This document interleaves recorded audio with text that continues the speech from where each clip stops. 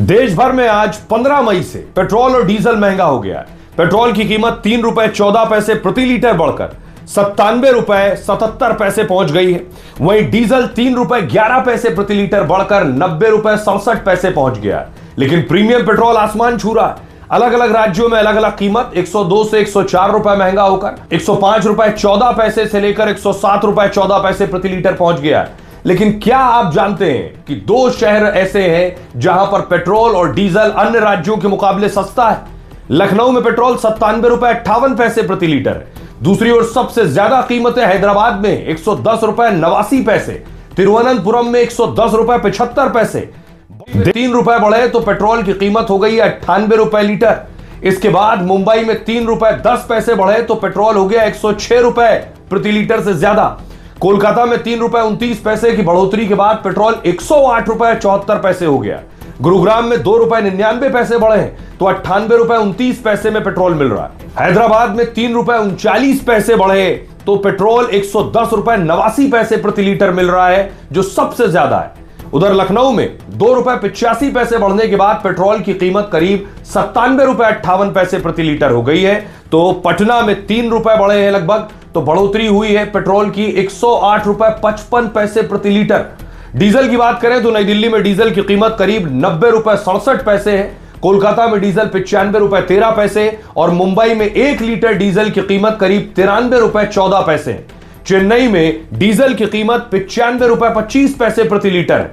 गुड़गांव में डीजल करीब 90 रुपए 94 पैसे प्रति लीटर मिल रहा है। अब सवाल यह है कि इन कीमतों के बढ़ने से असर क्या होगा, लोगों की जिंदगी पर क्या फर्क पड़ेगा।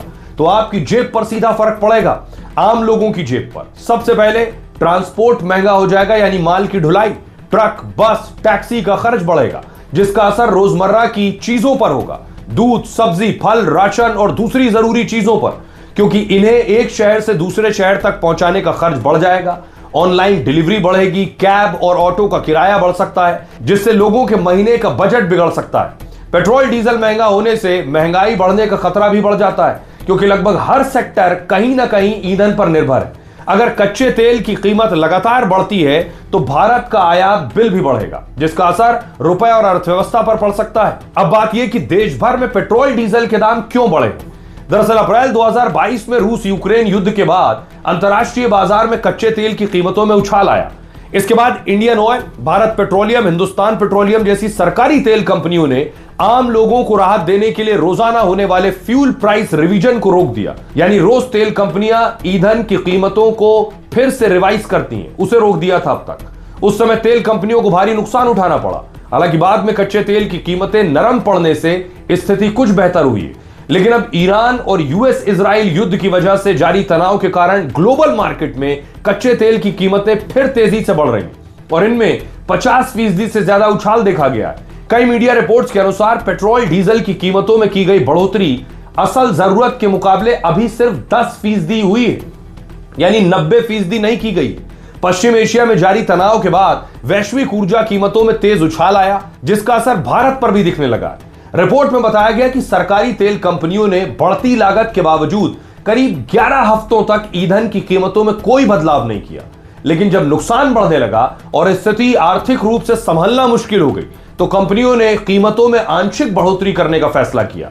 26 फरवरी के बाद दुनिया के कई देशों में पेट्रोल और डीजल के दामों में बड़ी बढ़ोतरी देखने को मिली और सबसे ज्यादा असर म्यांमार में दिखा है, जहां पेट्रोल करीब 90% और डीजल 112% से ज्यादा महंगा हो गया। सोचिए, मलेशिया में पेट्रोल 56% और डीजल 71% बढ़ गया है दाम। पाकिस्तान में 55% पेट्रोल और डीजल 45% दाम बढ़ गए। यूएई में पेट्रोल के दाम 52% से ज्यादा और डीजल 86% से ज्यादा महंगा हो गया।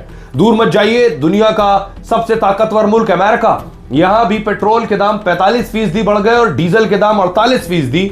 और भारत की बात करें तो यहां पेट्रोल करीब 3.2% और डीजल 3.4% महंगा हुआ, जो कई बड़े देशों के मुकाबले काफी कम है।